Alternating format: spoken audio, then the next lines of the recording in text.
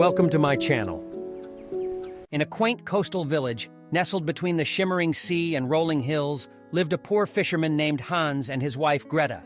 They led a simple life, content with their small cottage and the bounties of the ocean that sustained them. One day, Hans cast his fishing net into the sea, hoping for a good catch to provide for his family. After hours of patience, he finally hauled in a magnificent fish, its scales shimmering like silver in the sunlight. However, to his surprise, the fish began to speak. "Kind fisherman," the fish pleaded, "please spare my life. In return, I shall grant you 3 wishes." Hans, being a kind-hearted man, couldn't bear the thought of harming the talking fish. He carefully released it back into the sea, watching it disappear beneath the waves. Returning home, he excitedly recounted the strange encounter to Greta. At first she was skeptical, but as Hans continued to describe the fish's offer, her eyes began to gleam with greed. "Think of what we could have, Hans," Greta exclaimed. "We could live in a grand house surrounded by luxury. Go back to the fish and make a wish for our betterment." Hans, hesitant but wanting to make his wife happy, went back to the shore and called out to the fish. The fish, its head breaking the water's surface, asked, "What is your wish, fisherman?" Gathering his thoughts, Hans said, "My wife wishes to live in a grand house."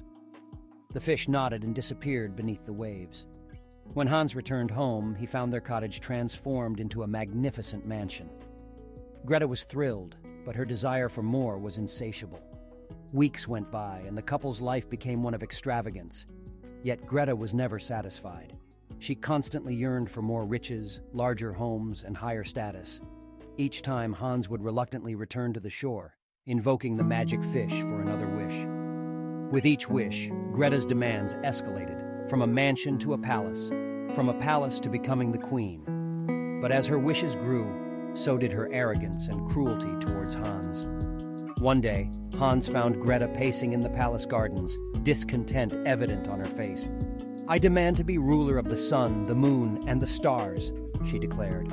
Hans's heart sank. He knew that these wishes were beyond even the magical fish's power. With a heavy heart, he made his way to the shore once more. The fish, emerging from the waves, looked at Hans with sad eyes. "I knew this day would come," it sighed. "Your wishes have exhausted my magic. I cannot grant this final request." Dejected, Hans returned to the palace and shared the fish's response with Greta.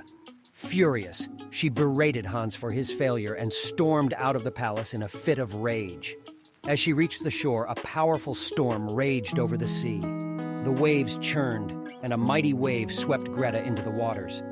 Hans searched desperately, but she was never seen again. With his wife gone, Hans returned to his simple life as a fisherman. He realized the value of contentment and the consequences of greed.